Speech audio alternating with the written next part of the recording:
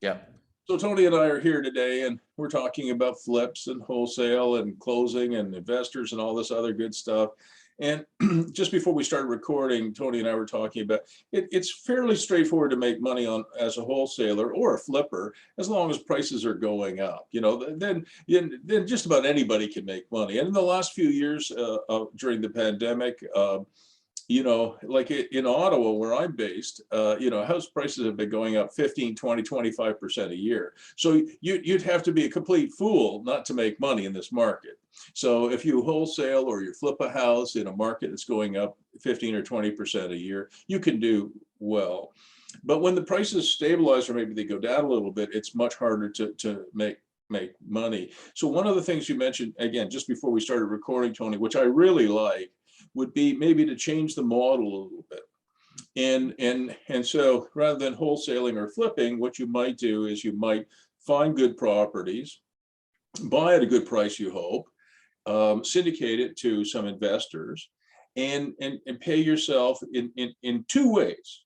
One, you pay yourself, I think, in some equity, right? Yep. So you end up owning some of this. But the other thing that you should do in order to help your cash flow is you should pay yourself a finder's fee because you found the property, and you should pay yourself a development management fee or a project management fee. Because a lot of people that I know, they end up with significant equity ownership in something that they have brought in some investors, which is great, except that they have no cash. Mm-hmm. And the last time I checked, you know, if you go to the grocery store, they want money. You know, they're not willing to take it on credit, right? So it's very important. So I really like this change in the model. So if you find a good property and you structure it properly and you animate it, we've talked a lot about animation. In other words, add some more revenue streams. And then and the way that your investors make money is they have an equity ownership. Hopefully there'll be some cash flow out of the deal. And then when you refinance it, you know, then perhaps the whole group can take some cash out. Okay. Right. So that is a good model, but I would add a couple of small changes to that. Okay. Right. Which you're already doing. Okay. So, I mean, I'm just going to give you the language to talk to your investors about it. Hello, Rose. How are you? Hi. Good. Thank you. Good. Yeah. So did you get this deal closed? I'm not sure which one he's talking about. We're talking actually about 6 Sussex Avenue in Brantford. Waiting for the insurance binder, so 99.9%. I thought he sent it. I thought he said, here you go. He sent the letter confirming a binder, but the lawyer said we need the binder to close, not just a letter. Yeah. So we are recording this, Rose, because we weren't sure how long it was going to take you to get here, but you can listen to the recording or not afterwards. Okay.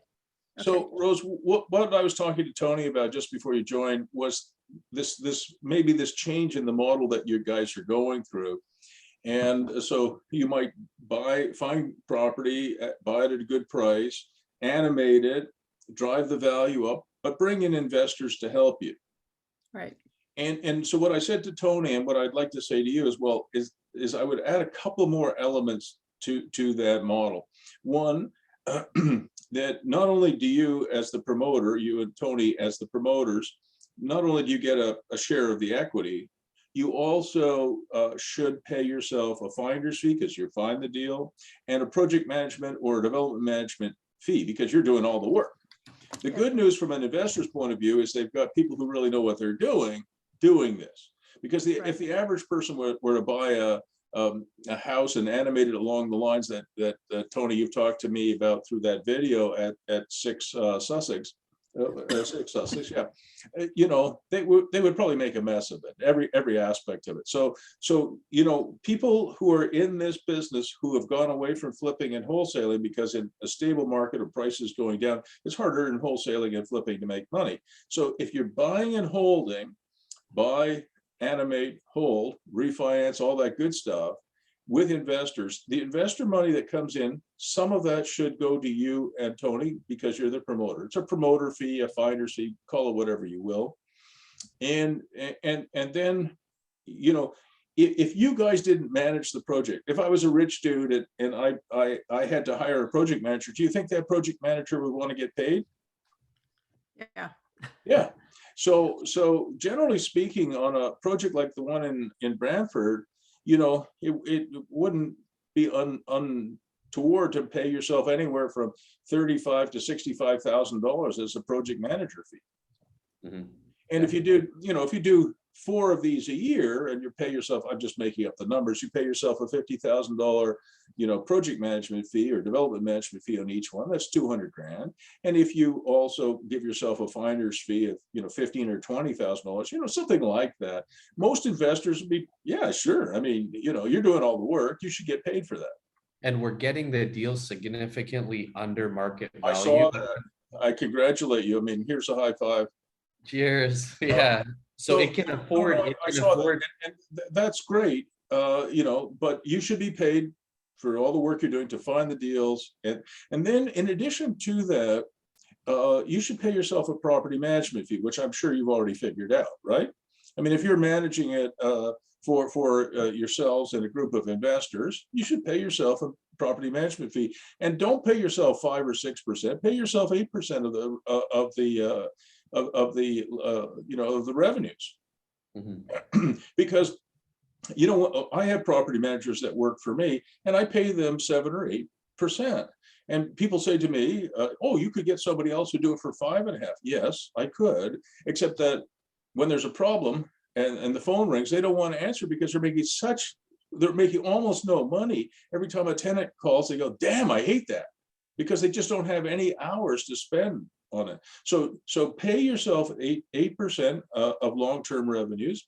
If it's on Airbnb, you can pay yourself 15, 20, or even 25% of revenues, because it's a hell of a lot of work.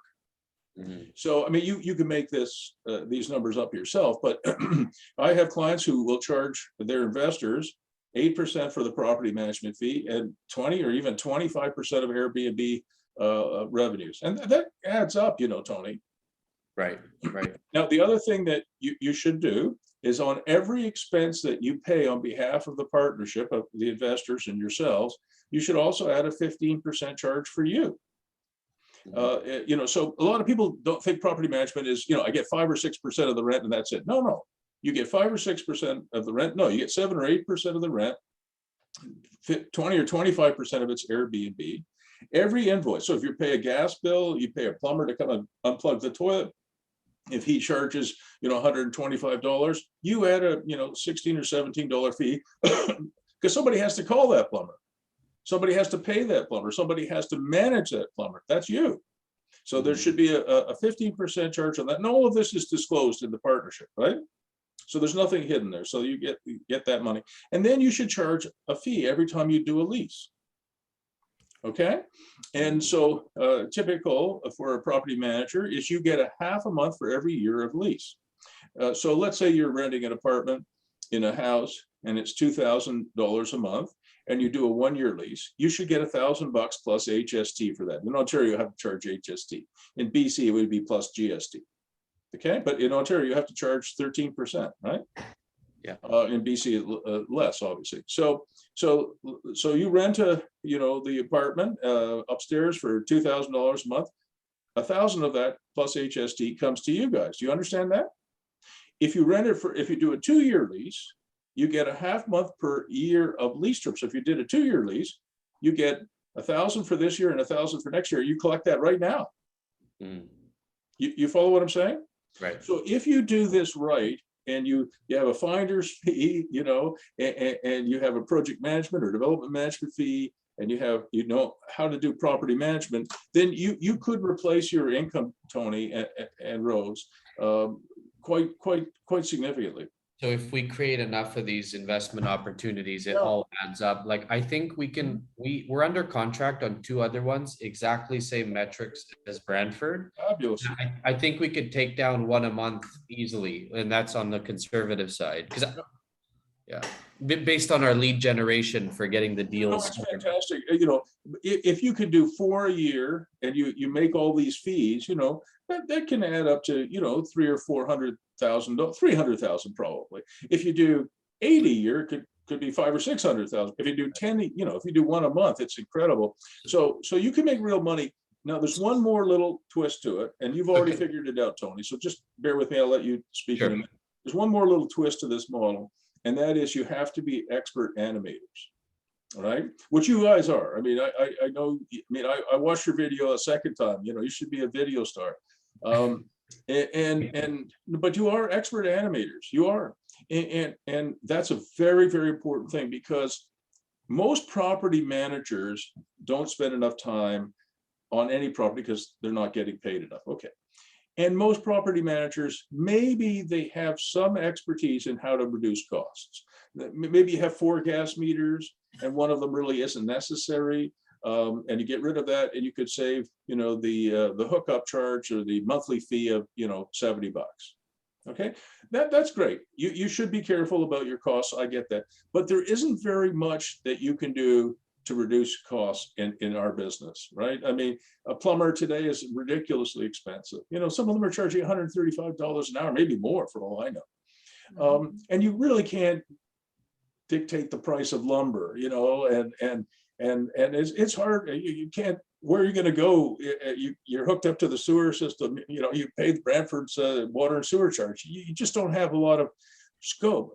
But on the revenue side, Tony, you've already figured this out. I'm sure Rose has as well, that you can make a big difference. So when you are pitching your deals to investors, it's very, very, very important for you to emphasize that we'll do our best to hold down costs.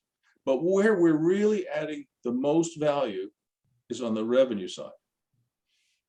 And you can use my term, which is animation, you know, obviously not Disney animation. You can use that term and say, look, Rose and I, Tony and I, we are experts at that. And we know how to take properties that most people would make a 4 or 5% cap rate, and we can make 6, 7, or 8. And that's a huge difference. You know, 4% kind of looks like that, and 8% looks like that. And then you project it out over 15 years. It's a huge difference. So that's very important for you to emphasize. Now, one last thing. Rose, are you familiar? I think you've heard me talk about it before. Are you familiar with the Mad River financing structure that I use? Maybe if you can just refresh my memory. Yeah. Okay, for Tony's benefit and for the benefit of the recording, it'll go on YouTube, but unlisted. Only the 3 of us will have the link, okay? But you can watch it again if you ever want to. Yeah. And so, Tony, Mad River financing, you can't look it up online because it's not there. But the very first deal I did like this was in Mad River, which is a ski town in the United States. So I call it Mad River financing, just what I call it. And let's make this is the best way to explain it. Okay, let's say that 3 of us were buying a duplex for $500,000, and we had a $400,000 mortgage on it. So we need $100,000 to buy it, and then we're going to add a basement apartment, so we need another $100,000. So we need $200,000 to buy it and put a basement apartment in. And you and Rose are the entrepreneurs here. So, and I'm the rich dude, supposedly, okay? Instead of being a poor professor. And so you come to me and say, hey, Mr. Rich Dude, Mr. Megabucks, we need 200 grand. Rose and I have 50,000 that we can put into this project, and we need 150,000. We're expert animators. We're going to do a great job with the basement renovation. We're going to do a great job of property management. We're going to drive the value up. We're going to refinance it. We're going to all do very well together. And I go, hey, I love you guys. Definitely, I'm going to chip in 150 grand. So now you say, okay, we've raised 200,000, 50 from Rose and my friend here, and 150. So you would say that, okay, Bruce is going to own 150,000 over 200,000. So that's 75%. Yeah.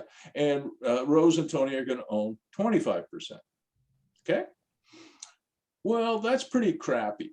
You know, I wouldn't want to do all the work. I'm talking about you guys. I wouldn't want to be Rose and Tony. I would, if I was coaching, I would say, you can do all the work. You got 25% ownership. Don't do that. So what you will do instead is you're going to put, Tony, you're going to put in 25,000. Rose, you're going to put in 25. So the two of you are going to put in 50,000 as equity. But the rich dude here is going to put in 25,000 in equity. So now 50,000 of equity comes from you and 25 from me. So now I own 33% of this and you guys own 67% of it. Now, Tony, you would say to me, okay, that's great, Bruce, but what about the other 125,000 that we need in order to close on this thing and renovate it? Aha. You get the rich dude, Mr. Bruce Megabucks, to loan the project the rest of the money. Mhm. All right. And that is that's a huge difference maker. So you say, okay, Bruce, you're going to put in $25,000 of equity and you're going to own a third of this building forever or for a long time. But you're going to loan $125,000 to the project. And the term on that will be 3 to 5 years. We'll pay it back, hopefully in 3 years, but not more than 5 years. And we'll pay you 6% interest. But the 6% interest, typically I ask the investor to capitalize that. You know what that means? To pay it up, no, to Pay it at the end. Yeah, sorry, pay it at the end. So Okay. what I do is I say to the investor, if I was Tony or Rose, I would say, Mr. Megabucks here, you're going to loan $125,000 to the project. You're going to get 6% interest. It's going to be simple interest, not compound, right? Because compound, you know what Einstein said about compound interest, right? It's the most powerful force in the universe. Oh, really? Yeah. Everybody thought he was going to say nuclear fusion or something like that, but he didn't. Or a black hole. He said, it was a press conference in the 50s. He said, oh, the most powerful force in the universe is compound interest. So it's simple interest. So on my 125,000, I get 6%. So that's about $7,000 a year for up to 5 years. It's repayable anytime without notice, penalty, or bonus. So, but all the interest just, it doesn't compound, it just grows by 6% a year. And at the end of the 5 years, the project owes me back 125,000 plus another 35 or 40,000 in interest. Okay, and I get that back. Now, from your point of view, the happy news is this is a method where you can own 2/3 of the project and put in a fairly small amount of equity. Okay. And if you think about what we said earlier, if you put in $50,000 of equity, but you get a finder's fee and you get a project management fee or development management fee, and if you make all kinds of fees from your property management, that 50,000, you're going to end up with no cash in this deal. Right. You understand? Now, let's look at it from the investor's point of view. You might say, well, this is a great deal for me, Big Tony, or me, Rose. What about poor old Bruce here? Don't worry about Bruce. I own a third of this wonderful business. And after my loan is retired, I own a third of this duplex, which hopefully will be worth $800,000 or $900,000. And I've only got, what was it, $25,000 invested after you repay me. Do you understand? So for a very small amount of money, I own a significant amount of this project. And most investors really like this structure because they like having their money partly in equity, which means it's really tied up, but partly in debt because it comes back to them and they can do it again and again and again. All right. Are you following me so far? Yeah. Yeah. Okay. I know you guys know this stuff, but So to pay them out though, we have to refinance. Exactly. So really, you are never paying me back. Your hope that the duplex that you bought for 500,000, you renovated for 100, and maybe it's worth 800,000 or 900,000. You refinance it 2 years from now, 3 years from now, 5 years from now, up to 5 years, and you take out enough money to pay me back, and maybe a little bit more, so you can take out some equity yourselves. Right. All right. So it works really, really well. And from an investor's point of view, it's great. One other sort of little thing that I've added to it more recently, the last 5 or 6 years anyway, is that let's say you did 3 projects like this with me. So now I own 1/3 of 3 great projects, and you guys own 2/3 of 3 great projects. If at some point in the future you ever wanted to separate out for whatever reason, you could say, okay, Bruce, you take all of this project. Rose, you take all of that project, and Tony, you take all of that project. It's called a non-partnership partnership model. So that at the end of the day, if you did 3 or 4 or 5 of these, you can sit down with your investor or with each other even and say, okay, which one do you want, Bruce? Which one do you want, Rose? Which one do you want, Tony? And then you all can own 100% of one. Because maybe, Tony, you want to sell yours and run off to Costa Rica, smoke cigars and drink rum. And Rose wants to go on and develop her portfolio. And me, maybe I want to give it to one of my kids. Right. So it's so if you do a bunch of these, which, if you did say 6 or 8 or 10 of them a year, you would certainly, it's like, I've actually done it with some partners where we sit around a table, usually with a couple of beers, and we have little slips of paper in the, we have 10 properties together. We have little slips of paper with the fair market value on each and the debt against each. And we play like Monopoly. We trade. And then at the end of the night, we go, okay, I'm taking these 4. Tony's taking these 3. And Rose is taking these 3. And sometimes there's a little bit of money that's owing, between the two, but you can handle that. Right. Does that make any sense? To me, it does. I understand everything you're saying. Rose, how about you? I remember hearing this in one of the inner circle things or one of the courses. I do remember, but I wouldn't have been able to, provide you with the details, but now that you mentioned, I do remember. You'll now have it recorded. So if you ever want to look at it again, like I said, you can always come back and see this again. But that is a good explanation of how to structure these things and how to really take what was a flipping or wholesaling business and how to make just as much money and maybe more. Yeah, way more. This, I think you will actually make more money this way. We'll make way more in the long run. I think so. Like, we're going to build a giant portfolio and have steady income. Whereas with wholesaling, it's just transactional. You have no It'll take longer.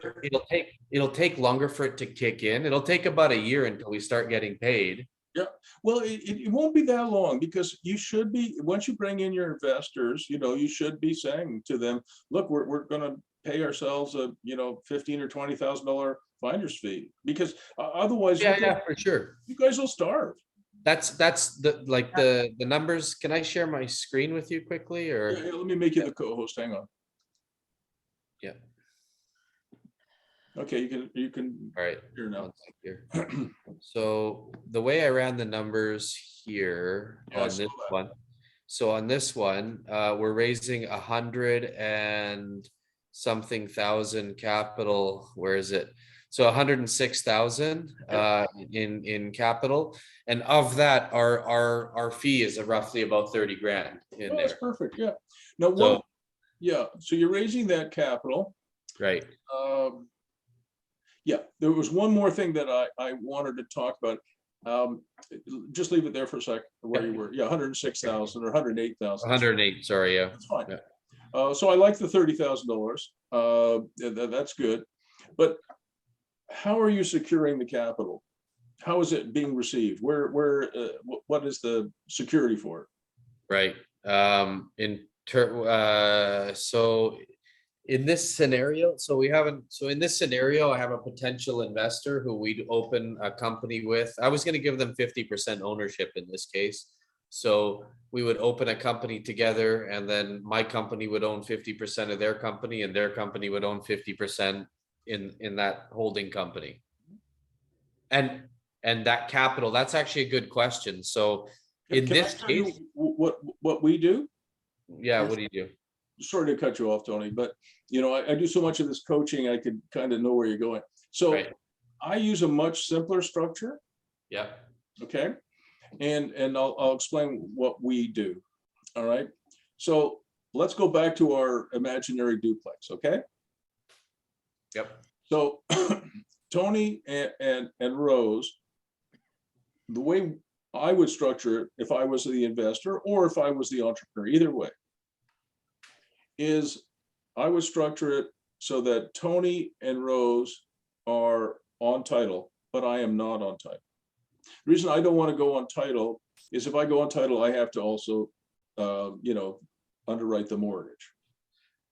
And it stops us from saying we're moving in and stuff like that. You have to, if you're in a JV, there's other drawbacks to them being on title. this is just me. This, a lot of lawyers don't agree with me, but I also don't really like having a million companies. A number of companies own this number, because every company that you form, you have to do legal filings every year or every 2 years. You have to do your income tax every year. You have to do your financial statements every year. It costs like $5,500 just to keep a simple numbered company going. So if you had 100 of these joint ventures and you had 100 companies, that's $550,000 you're spending on lawyers and accountants to keep these companies going. Right. So I wouldn't do that. I'm just saying what I would, that's just me. So what I would say is, if we were doing this deal, whether it's this one here on the screen now or the imaginary duplex, I would say, okay, Rose, you and Tony are going on title. You and Tony are signing for the mortgage, right?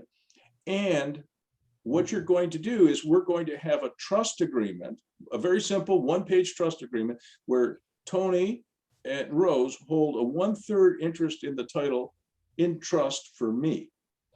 And nobody has to see that except your lawyer and my lawyer. And then what I would do is, remember, I have to come up with another 125,000, and rather than lend it to the project per se, and secure it as a second mortgage, which has its own issues. Yeah. I would lend it to you two guys, and I would get a simple promissory note. Here, signed by Tony and Rose. Dear Bruce, we owe you, like those IOUs in Dumb and Dumber. Right. Yeah. The briefcase full of Yeah. So it's a simple promissory note that Tony Marinov and Rose Simic, they owe me $125,000 with 6% interest, simple interest. The term is up to 5 years, prepayable anytime, without notice, penalty, or bonus. But it is definitely due at this. And then, from the point of view of your personal balance sheet and what you're showing to your mortgage company, holy smokes, you guys look like you're better than sliced bread, because you've got this duplex that cost you 500,000. You put 100,000 of renovations. Now maybe it's worth 800 grand, and you've got a mortgage of 400,000, and it shows no other debt against that, because those promissory notes are just between you and me and our lawyers. But that might not be as secure for them. I get what you're saying. It's not secure. Oh no, it's not secure. If you and Rose wanted to sell that property and never tell me, and run away to Costa Rica like I was suspecting you of, Tony, then I am screwed, right? Yeah. So, but if you're an investor and you don't like and don't trust the entrepreneurs, then you can't do the deal. Right. So no, I understand that, but I'm in lots of deals like that, and by the way, I have some deals where I'm the entrepreneur. I've got some partners, and we do it this way because it's so much simpler. It costs almost no money. You don't have to do a shareholders agreement, a new corporation, etc. But there has to be a high level of trust. If there's not a high level of trust, then you can't do it. So let me ask you this. So what about if, like, Rose, so this is all going in Rose's name, like I'm kind of just, I have a trust agreement with Rose, but it's all in Rose's name. Sure. So the reason we're looking for a JV part, we could take this down ourselves. The whole reason we're looking, and we've taken it down to this point with private funds, like private lending at 10%, which it'll never cash flow at 10%. Yeah, I get that. So the whole reason we're looking for JV partners, A, to raise a capital, but B, to bring the income to the table for the refi with a B lender. Because even with a B lender, we don't qualify based on income. We don't look good on paper from an income perspective. We're self-employed. So if we do it the way you're talking about, but we don't look good, how do we? Well, you'll look really good this way, because the interest on the promissory notes doesn't show up anywhere. Right. And you've just got a first mortgage of on this imaginary duplex of 400,000, it's worth 800 grand, and cash flows like crazy. And you're not lying to anybody, because you can borrow money from an investor who just gives you money to go play poker in Vegas. But when we sat in front of B lenders with this deal, they said your income doesn't work. We can't fund you. That's why we had to go private. So what's the answer? That's expensive. Yeah. So what's the answer to that then? How do we refinance with lower money if we don't qualify based on an income? So I'm really surprised to hear that, because when I watched your video again, like 32 minutes ago, Right. Tony, this property should cash flow in significant. Crazy. Like once we animate it, if we just do the Yeah, 3 yeah, I'm okay with buying this property with 10% money, as long as it's a bridge to 4% money. Right. Right. You know, and I think you will qualify for that.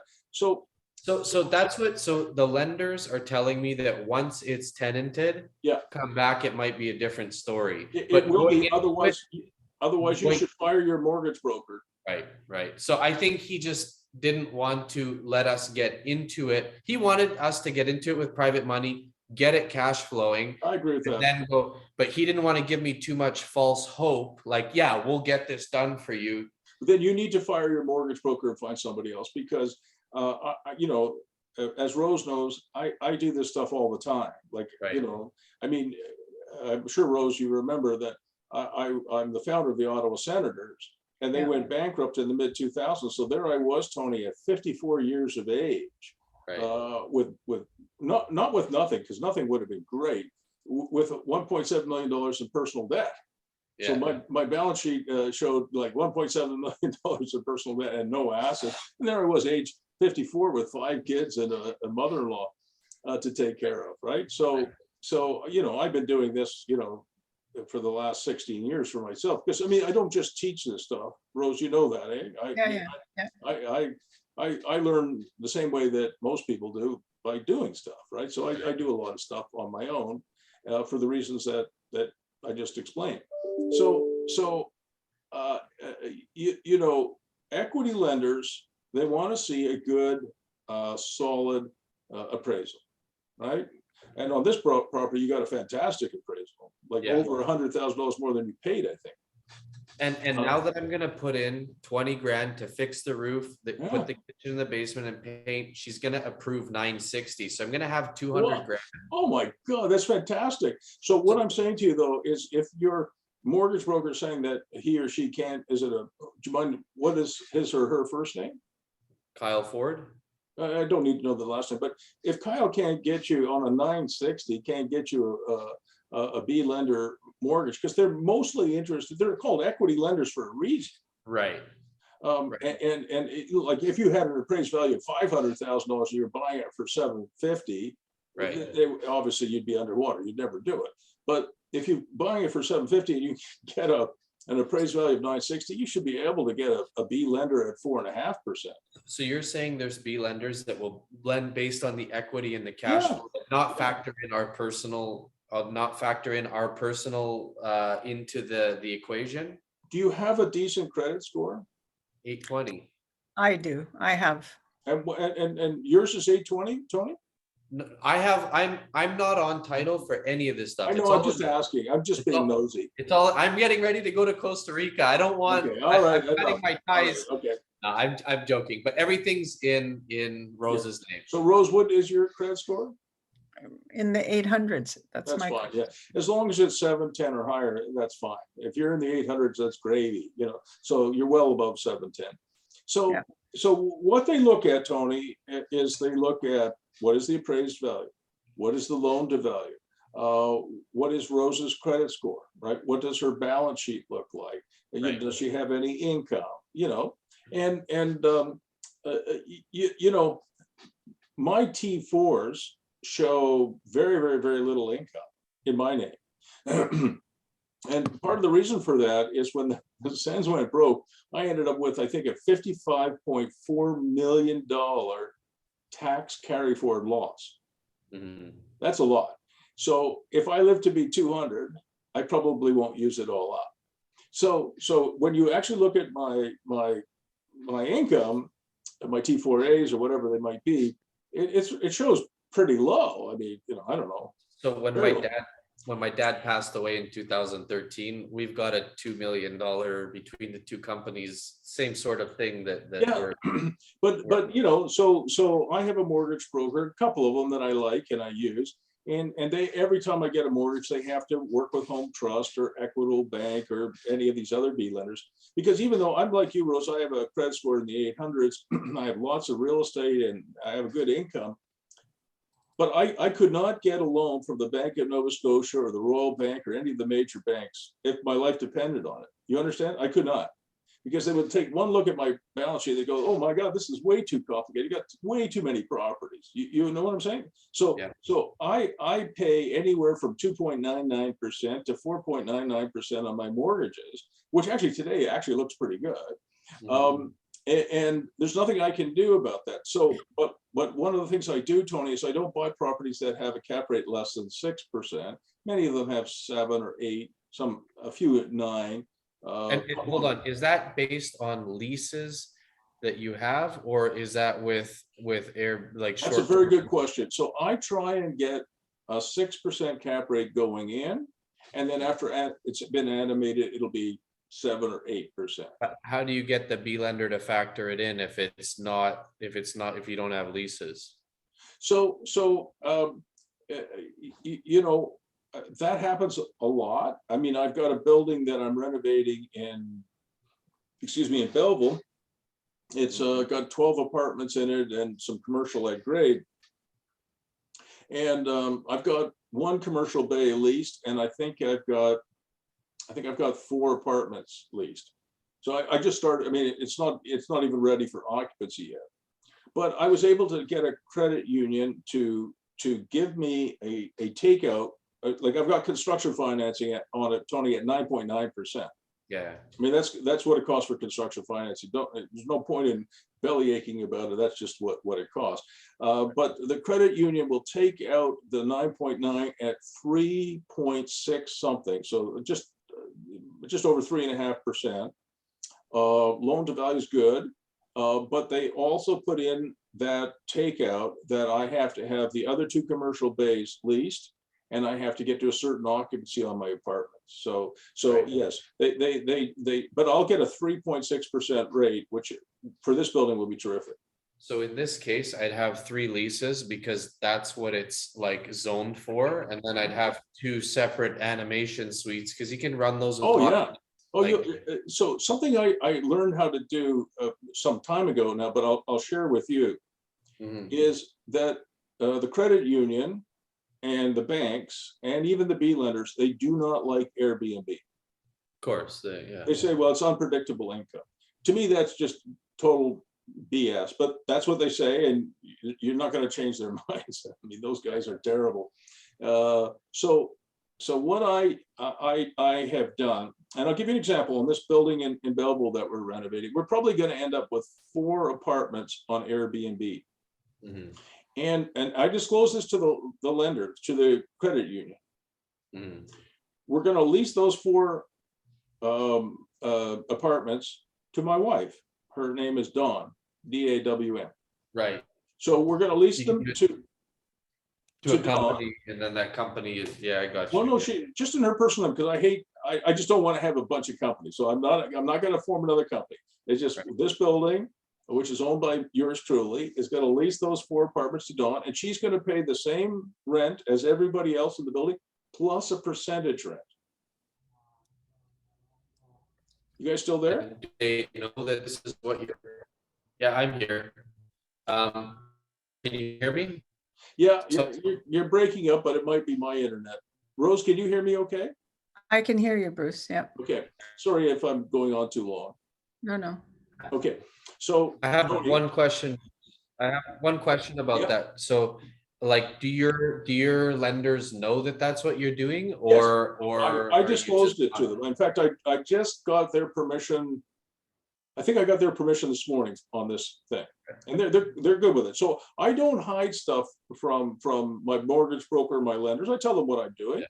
Yeah. Now, when I say I don't hide stuff, I also don't disclose stuff that I don't need to disclose. Of course. Okay. So, for example, those promissory notes from my partners, those go to me, none of the bank's business or the credit union. That they don't see that, but that's because it's not related specifically to that building. Right. Even though I'm holding in trust 45% ownership for my group of investors in this particular building. Right. So I tell the truth, but I tell the smart truth, Tony. Yeah. And the smart truth is not to say too much, but also not to ever say anything that's untrue. Well, that's why I was asking if you Yeah. disclose that So- you're so the let owner me of the explain. company that Yeah, yeah. subleases these 3 So units. I'm going, I have a bunch more leases that I have to do. I've got a line on somebody who wants a commercial bay, and I've got a bunch more apartments. So I'll get this done. It won't take that long. I'll get all the leasing done. But when I submit the leases to the credit union for approval to pull down the mortgage, one of those leases will be in the name of Dawn Firestone, my wife, 4 apartments at the same rate as everybody else is paying. But also she will be paying to the owner of the building, me, a 10% percentage rent. So whatever revenue she generates from subletting them on Airbnb, 10% of that will go back to the building. Right. And the credit union is prepared to accept those leases and say, fine, if Donna's willing to sign off on them, because she has a good credit score, and is a solid person. So they will count that as income, and they're satisfied with that. But for my wife, she will make on each unit, after paying all of her expenses, she'll make about $3,000 extra after paying everything. And she runs the Airbnb for my family and I. So on 4 apartments, she can make, 10 or 11, maybe even $12,000 a month. And she goes, "Oh, this is great. I love this." Right. And to me, it's stupid that the bank or the credit union in this case won't accept the Airbnb income, but that's okay. My wife will make some extra spending money. Right. And so I guess we should not worry, just get the renovations, the small reno done, get it to the point where like actually do the leases, get it leased, get it stabilized with leases, and then start shopping it around, and not to be worried, because we can refinance it and they're not going to factor in our income afterwards, is what you're saying. You'll find a B lender that can give us 5, even at 5 or 6%, it still works. Yeah. I think you should aim for, between 4 and 5%. That's a reasonable goal. I mean, a couple of years ago, we would have been maybe between 3 and 4, but interest rates are going up. So I think at, 4.99%, you'll probably be fine. Okay, that makes sense. And I do have another quick question, right? So there's a few phases to do this in. First phase, the easiest thing to do the roof, do the paint, put a kitchen in the basement, and get that 960 appraisal and try to refi then. But we won't have, so this property is legally zoned to have an auxiliary dwelling unit in the back and the basement suite. Now, in phase 1, I'm just leaving the shop as it's a small 20 grand reno, so we can show 200 grand equity property. Vancouver Island. Because So- I know So if we can in the next month or 2 get an appraisal that get her to confirm the appraisal that shows we have 200 grand equity in the property. beautiful. Now, the next stage would be, we could get a second against that equity to build out the auxiliary dwelling unit in the back. But Can I just interrupt? Have you done any RRSP mortgages? well, that's what I made I have a presentation here that I made to raise capital from RRSP investors. Like this, what I'm showing you, I'm trying to raise RRSP money for this deal. Perfect. Okay, so I get it. You can Okay. close stop sharing for a moment. So I get it. So with RRSP mortgages, you can go up very, very close to 100% loan to value. Mhm. You know that, right? Okay, no, I didn't know that. No. Yep.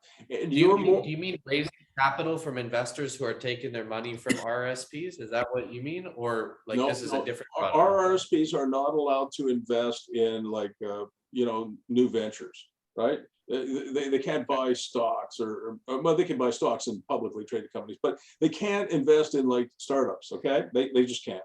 But they can lend from a self-directed RRSP can lend mortgage money, right? Up to 100% loan to value.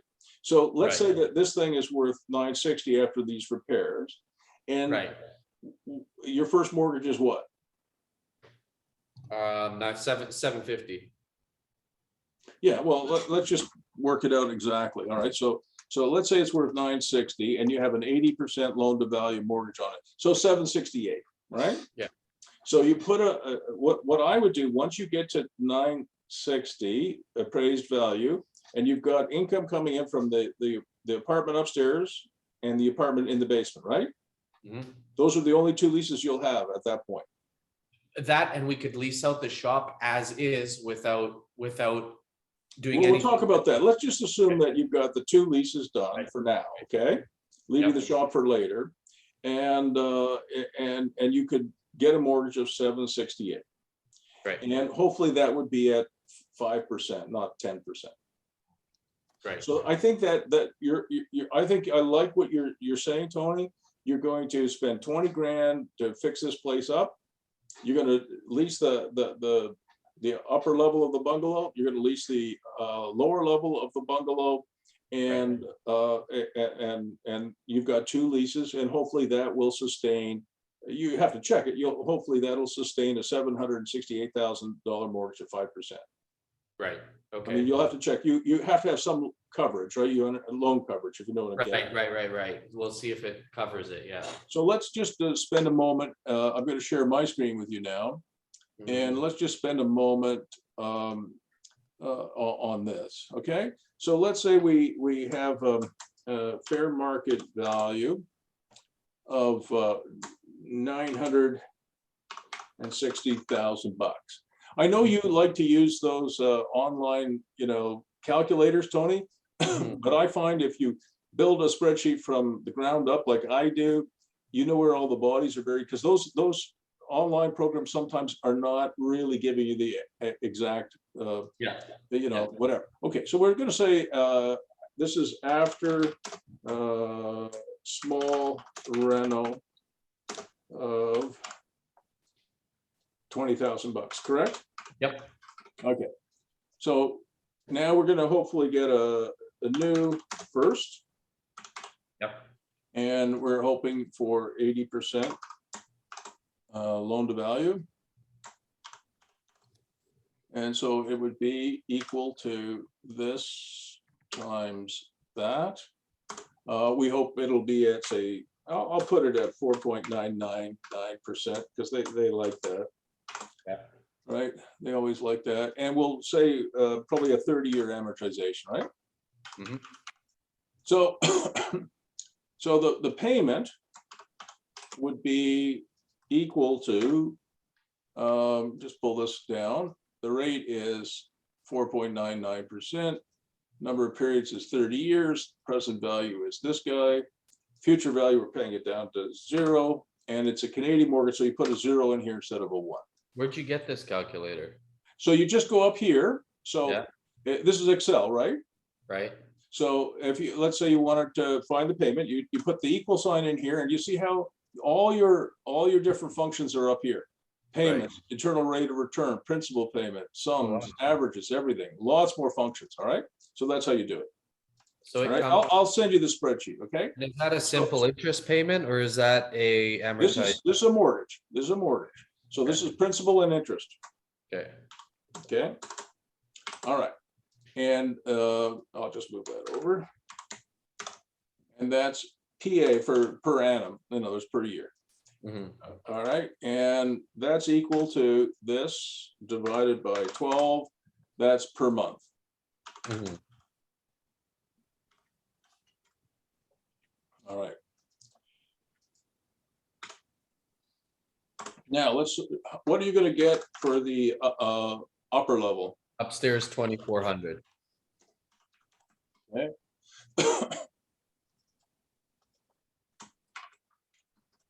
And the lower level? 1,600.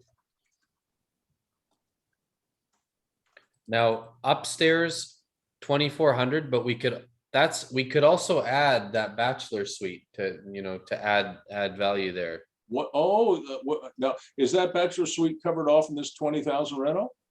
No, that's the other, no, it's not. Okay, so how much do we have to spend for the bachelor suite?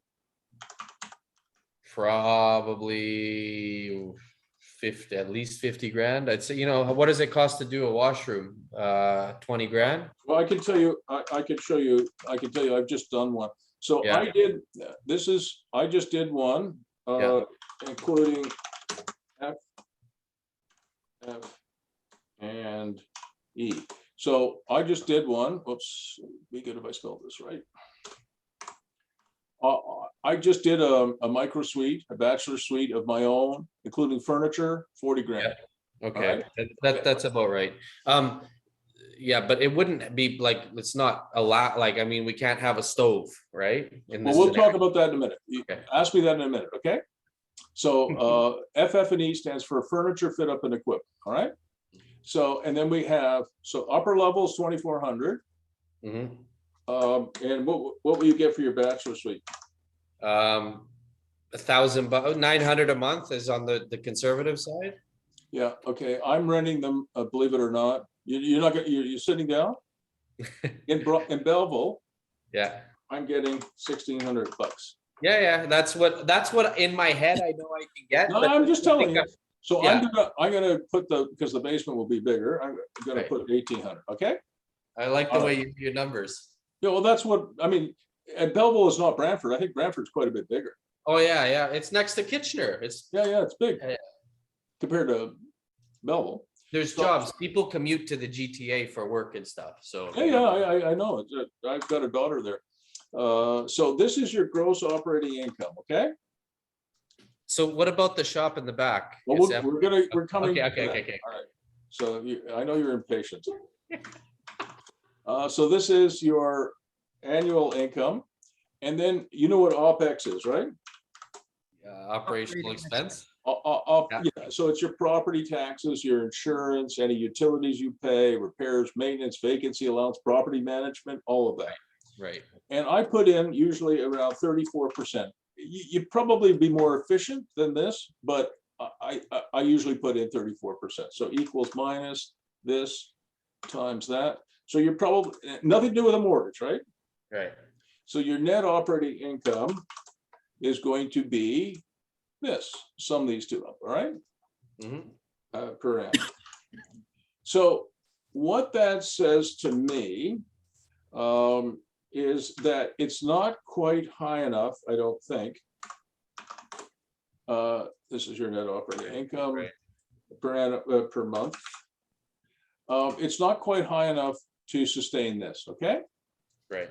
All right, so you couldn't go to your mortgage broker with this particular, it just wouldn't work, okay? Right. So we're gonna call this errors and omissions accepted, but don't freak out yet. Yeah. So you don't have enough coverage here. In fact, you don't even have enough coverage, and you don't want to operate so that you're losing money here. So we're gonna call this case one, all right? Mhm. And I'm just gonna color it this way. I'll move this down a bit. Just be patient. You'll see how we're gonna work it out Yeah, eventually. no worries. And so we're gonna have a surplus or a deficiency.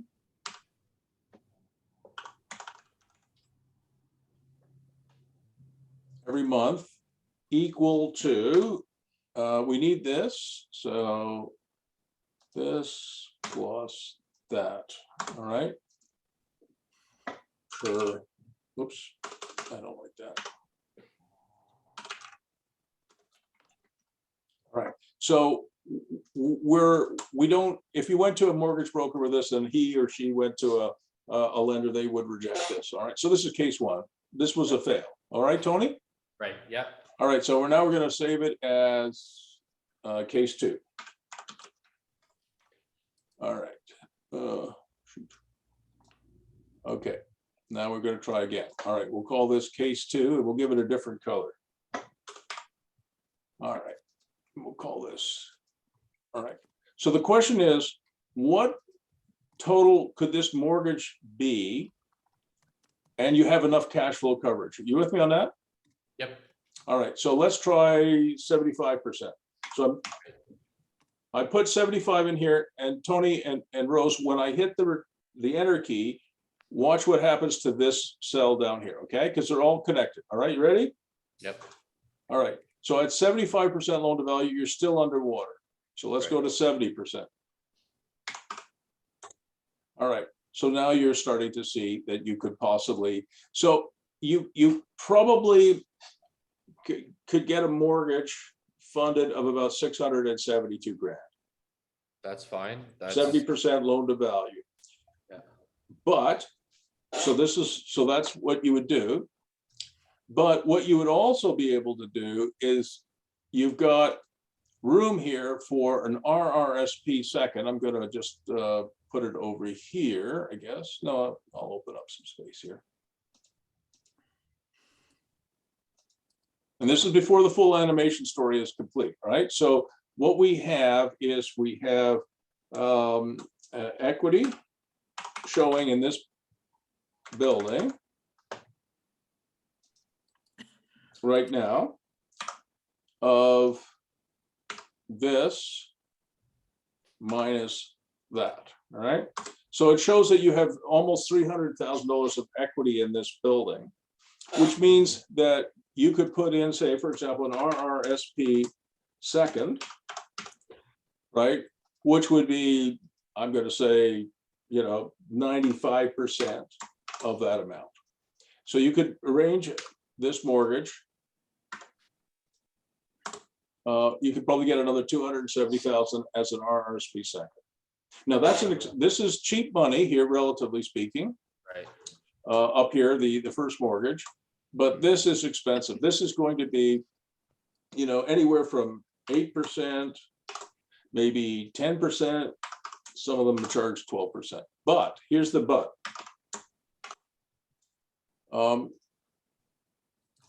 What you would use this money for is to build the coach house in the backyard. Yeah, that's what I was thinking, was do it in stages, get that appraisal and then take that. That's exactly what I was saying. So now I want to show you what I'm working on. And I think Rose, you may have seen this. Can you see this building here, Tony? Yep. This is another one I own in Belleville, okay?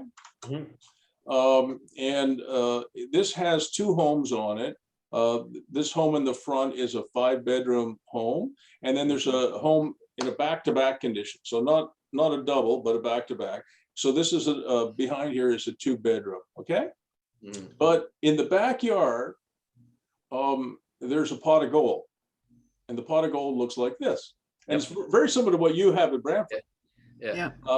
And so when we bought this, there's some very nice tenants in these 2 buildings. They've been there for a long time. Very nice young women, middle-aged, well, 40. To me, they're young. So there's these very nice ladies. They're both single moms. So there's Wendy in front here, and she has, I don't know, a few kids anyway. And she's a single mom. And then Julia's here, and she has 1 son, and she's a single mom. And I like them, and they pay their rent. But they don't pay a lot of rent. I mean, they've been there for a long time. So this project, Tony and Rose, is a total loser, except there's a pot of gold in the backyard. And so we went to the Committee of Adjustment in the city of Belleville. Do you know what a Committee of Adjustment is? They grant like minor variances and stuff like that. And what we want to do is we want to turn this old detached garage into a 2-bedroom. And here is this is me sketching it, okay? So I'm a civil engineer, not an architect, so this is the best I can do. But I talked to my architectural technologist, and I said, we want to convert this existing garage into a 1-bedroom apartment. And Tony, exactly what you have said, we want this to be about a 230 square foot micro suite or lock-off suite or bachelor, okay? Yeah. And then so what my architect did, and my architectural technologist did, is this is the floor plan. And we went to the Committee of Adjustment and we got it approved, okay? And what this is it's you can see here's a bedroom here. It's got its own closet and bathroom. Then here's the great room, which is dining room, living room, kitchen. And then here's the new build, which we're in for a building permit now, so we hope to get that in the next week or 2. So there's a connecting door here, but this unit also has its own door to the outside, which is here. Okay, and this is a totally self-contained microsuite. So it's got its own little bathroom. But in their eyes, to approve this, it's really just a extra square footage. It's not, they're not, right? So I got into trouble with this because I called it 2 units, and the city said, no, Bruce, this is my fault. I just was stupid. You have to call this a 2-bedroom apartment. Yeah, you close the door and then you close the door and it becomes, yeah. Exactly. So that was my fault. I just was dumb. But I said, okay, it's a 2-bedroom apartment. Yeah, but you're allowed to put a wet bar anywhere in your house. I mean, you can have a wet bar in your freaking bedroom, in your mansion if you want to. I mean, plenty of Hollywood people have, they drink a lot.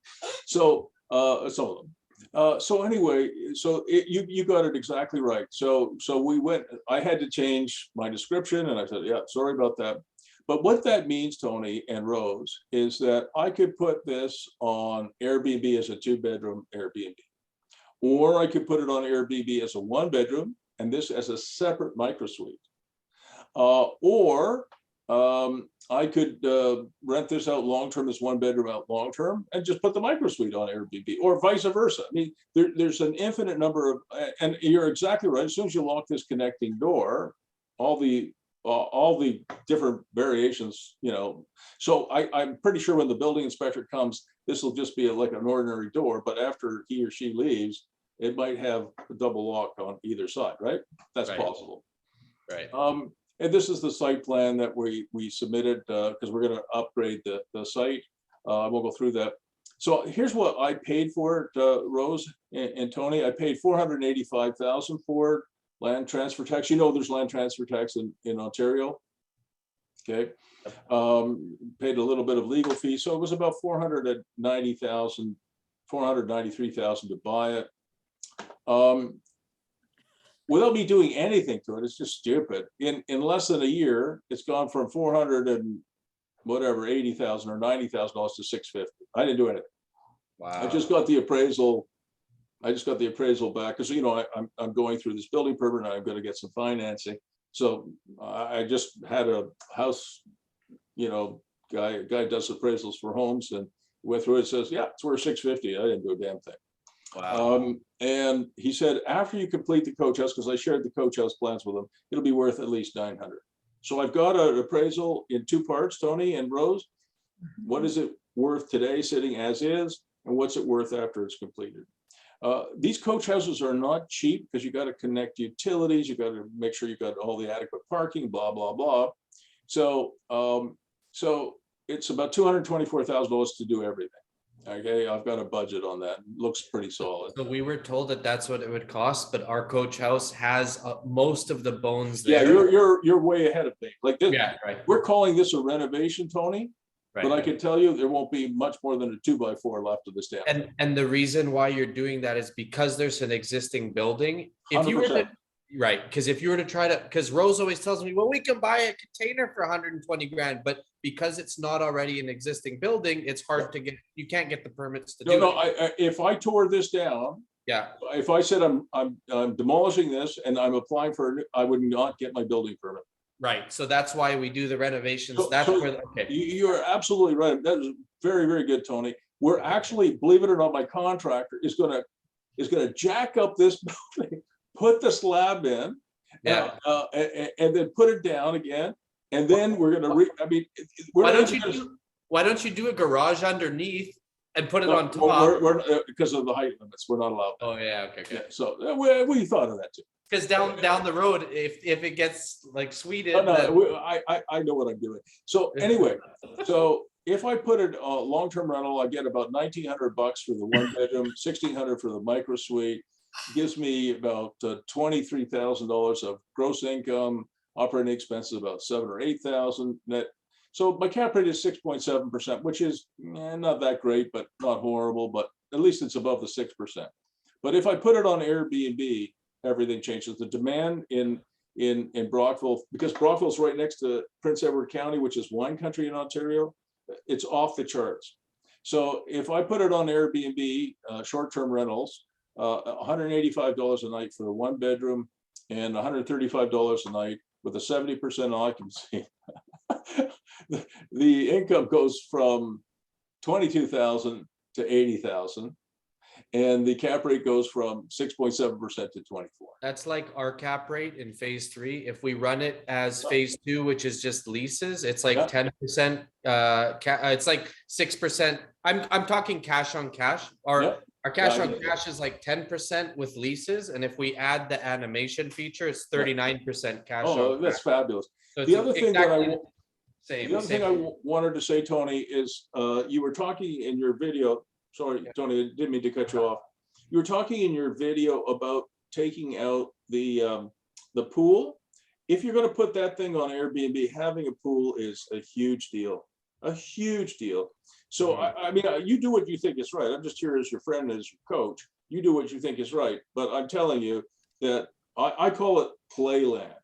And I have this theory that couples who play together, stay together, tenants who play together, stay together or stay longer, and certainly Airbnb, they love it. So some of my properties have these barrel saunas. I don't put in hot tubs because hot tubs, you have to clean them all the time. And do you really want to get into a bath after 29 other people have been in that bath? Right. So So- we need to get rid of it for parking, but I'm all about putting saunas and hot tubs in that. Rose, remember when I kept saying you have to put a hot tub, you have to put a hot tub? Don't do the hot tub. In this case, you're talking about a sauna, but Yeah. Rose always pushed back, like, why do you need that? But Well, if you're going to have tenants that stay a long time, and if you're going to put it on Airbnb, these things are absolute gold. So you put in a sauna. I have lots of my properties with outdoor ping pong tables, which you can see here. I have some of my bigger properties have pickleball courts and volleyball courts and badminton courts. And if you don't have a lot of room and you want to go cheap, do you know the cornhole game? no. Cornhole is like it's the beanbag toss game. Everybody plays that. Right. So you can buy a cornhole set for like $200 and just put it in the backyard, and you say, hey, come into our Airbnb, play cornhole and drink a beer. Right. I'll put a barrel sauna there, and that to me is good enough. See, the reason I like the barrel sauna is that you can put a timer on it, so it's off all the time. Hot tub's on all the time.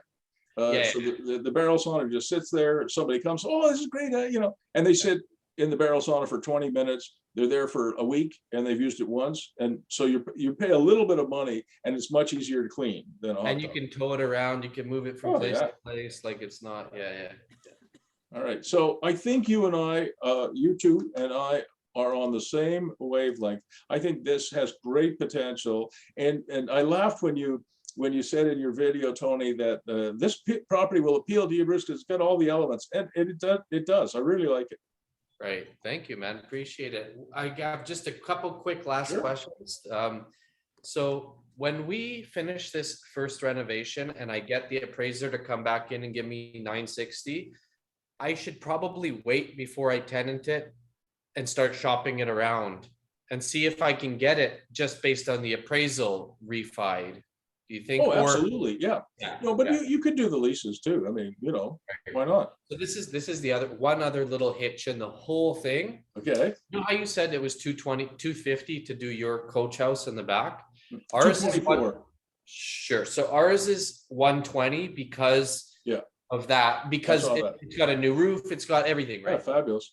So the basement right now isn't legal height, right? So that's what I'm trying to figure out, and to do the underpinning and go like. Oh, don't do that. Don't do the underpinning. That was my big fight in my head. Do I just run it? No. Oh God, no. I mean, the cost. I have a client who did that. Yeah. Have you got a couple more minutes? I'll show you. Absolutely. I've got all day for this. Okay. I feel blessed to be spending this time with somebody who's I look up to, so I greatly appreciate it. Oh, that's so nice of you to say. Okay, so just bear with me for a second. This is a client of mine who has a downtown Ottawa home, a nice old home in a nice part of Ottawa. We can't see it. He wanted to put a basement apartment, underneath his house. Now he had, like, I don't know what his ceiling height was, but it wasn't enough. So he had to do the underpinning. And I'll tell you the economics of it after you see it. So it's about a 2 million. Well, I know in BC, if you hit water, you're fucked. The house is done. Like it was retarded to even think about it in the first place. So this apartment is called the Spy Loft. Yeah.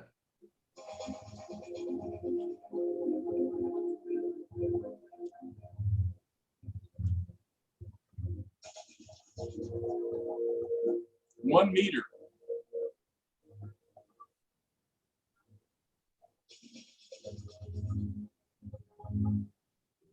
By hand.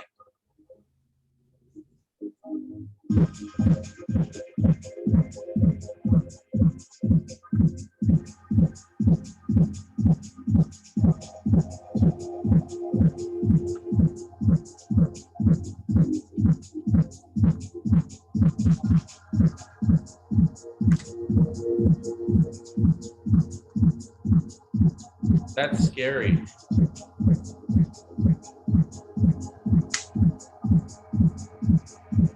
I'd rather take the risk of the city coming to tell me like that I have a low ceiling height than go through this.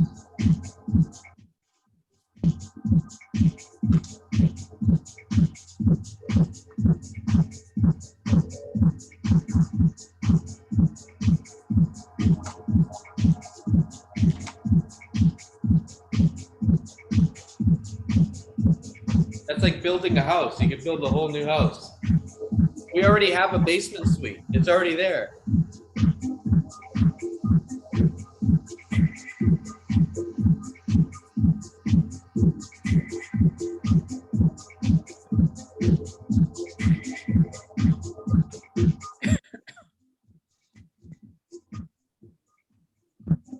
So my question is, if this is out of the, if this is not even an option, then what happens if we get a 10?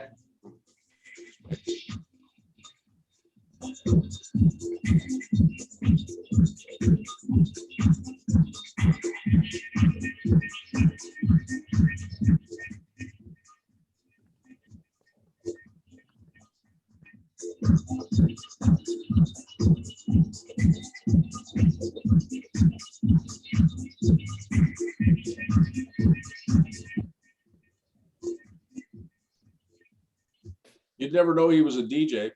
Yeah.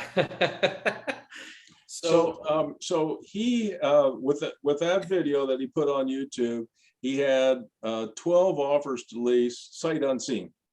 Mhm. And it cost him $180,000 to do that. Right. And it's only 220 square feet, right? So that's like $700 a square foot.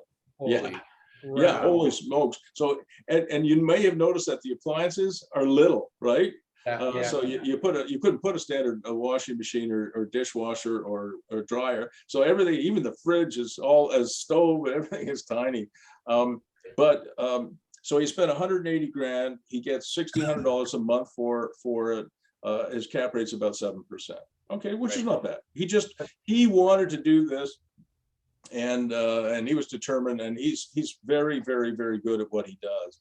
But that's expensive. And today it wouldn't cost 180,000. Today it would be 250, 260.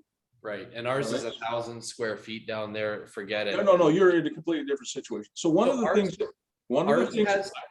Yeah. Okay. Go on. I understand. I saw the video. I went down and I saw the basement too. So one of the things, Tony, that I would do to protect myself is I would probably find a tenant for the upstairs first. And I would say to them, look, I'm going to rent the downstairs and I'm going to rent the micro suite. Okay. Mm-hmm. But there's a thing that we invented called augmented tenancy. And it's called augmented tenancy. Again, you can't look it up. I mean, it's a term I made up, or maybe one of my coaching clients made it up, but it's just my group.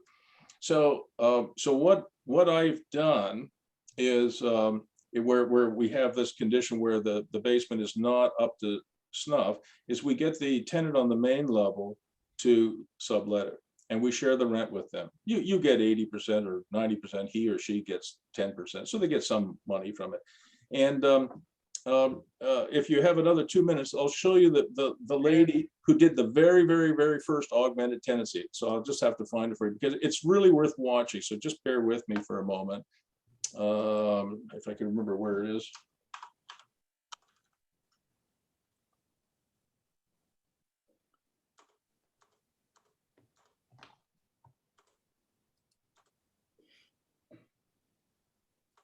Hope I find it. I have to just give me another minute.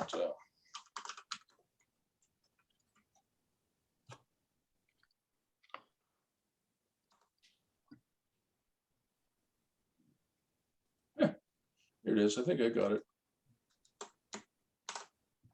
So this was a lady who was a single mom, I think. Yeah, if I get it right. Yeah. So this was a mother. So this is small town Ontario. So a nice house with a basement apartment, but it didn't meet building code in the sense that the ceiling height was. What is your ceiling height down there?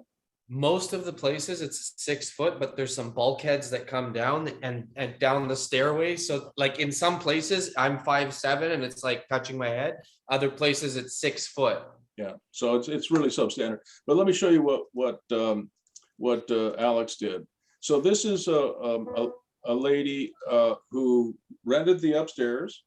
She rented the basement, and then Alex Culligan, who's the landlord, and this woman shared the revenues in some percentage. I think he got most of it, but she got some of it too, which helped her. So it's about a 2-minute video.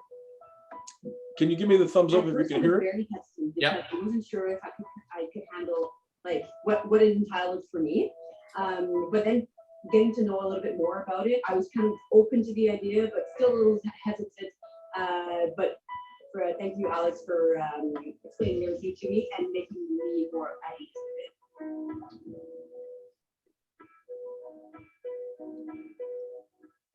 It's helped me immensely. It's helped with the rent. It's helped with the things around the house. They do help, and it helps to being able to rely on someone since we do have a good relationship with the people downstairs. They also have pets, so they take care of mine. So it's actually built a friendship, and it's turned out really great. Yes, actually, because well, it's actually really helping, like I said, that they're great tenants. But I think it would because, first of all, like I said, it lowers the rent. So for me, it's kind of just take me living in this really great place, like, and it's big, so it's perfect for us. And it's actually pretty simple. So yeah, definitely, I would really do a sale on it. Hard to think of it like that because I've never even thought of having it like that. But since you're referring me as the landlord, it's kind of like, ooh, okay. But yes, I do feel like this is a little bit more at my home since I have a little bit more control of what goes on in here. At first I thought it was going to be hard, but within a week we found him, and with my property manager and with you, Alex, it was nice to be able to come on someone to help me show the house and explain, like answer all the questions and whatnot. But no, it was actually pretty easy. I'm really thankful for that. Yeah, so I signed my lease in mid-March, and I had someone a week after. So I had someone before April 1st, which is whenever they came in. So it felt great, and even my first month's rent, I didn't have to pay for. So great. I definitely would recommend it to anybody who could do it. It's cute, eh? Right. So it kind of helps her because Yeah. she It gets a helps her. discount on the rent, and if she's living there, the city can't really come after me because it's like when you live there, they'll let you rent it. But this way, it's the same sort of thing. And we've done this now, you know, dozens, maybe even now hundreds, but certainly dozens of times.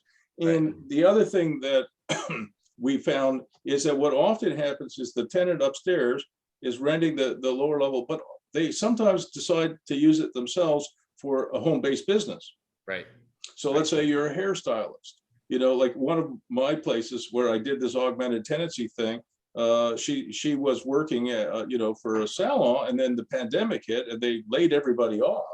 So she came to me and she said, well, you know, this was an augmented tenancy situation. She was just moving in, and she said, can I use it for my home-based business? What kind of business? And she said, I'm a hairstylist. I said, yeah, sure.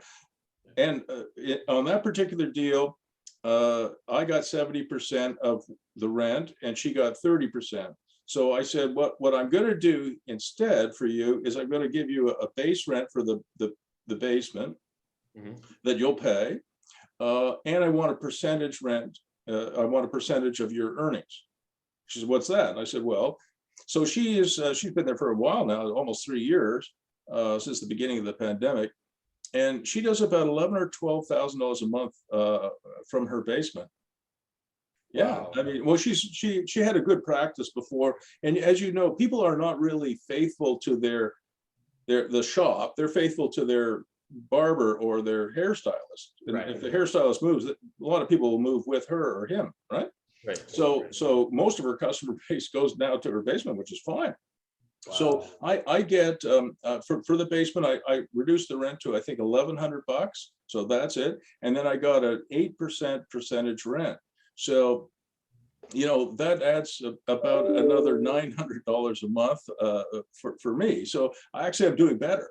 Wow. So a home-based do you look at business. her- Do you see her books? Does she show you the books, or how Well, does she that is work? required to report to me. She pays her $1,100 at the beginning of the month. At the end of the month, plus 15 days, she has to give me her receipts and pay the percentage rent. So I get it 15 days after the end of each month. Wow, amazing. And it's been great. I mean, she's super happy. I mean, she's making more money than she ever made before, and her commute to work is from here to here. You know, it's nothing. So there's lots of things you could do with the micro suite upstairs, or the bachelor suite, you called it, Tony, and with the basement that would put you on the side of the angels. Because if this woman was renting it and she decided with your permission to sublet it, and she got some of the money and you got some of the money, that's on her. And then nobody will complain, in my experience anyway. Right. So that was my question. What if the people in the basement, they start you have a dispute with them, and then they start reporting Well, you that they have a dispute with their landlord, which is the sub-landlord, not with you. Right.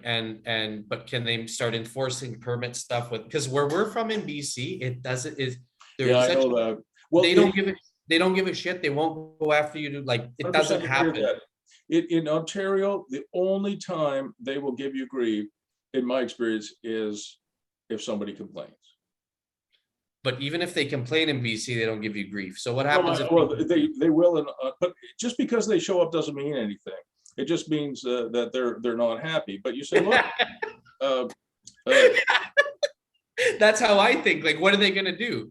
Well, they might fine you, but you know, I have been fined a few times, and in every case I've appealed it, and I've won most of those battles, not all of them, but most of them. And look, if I was living there at 6 Sussex, and I had my one of my daughters with her kids living there, that's up to me. And if I rent it out as this woman did to somebody else, and it's all one big happy family. So you probably won't get any complaints, but you are absolutely able to defend yourself, in my opinion. I have a legal opinion on my computer from my my main lawyer, Steve Shepard, which indicates that as a landlord, if you give somebody permission to be a sub-landlord, it's up to them, not to you. Right. Yeah, that's the listen. I've got another coaching assignment I got to do in 4 minutes. Are there any other questions I can help you with? Because this went on a little longer, but I enjoyed it. That's good. We might book another one if that's okay. I really enjoyed doing it, and you know, I'll do it as long as I can. As Rose knows, you know, it keeps me young too. You know, to see young people like you and Rose. Yeah.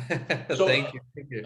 Well, I think Rose is quite a bit younger than me. So listen, I'm gonna sign off because I've got some boys in California and Long Beach I got to talk to in 3 minutes, but I will put this on YouTube for you guys, okay?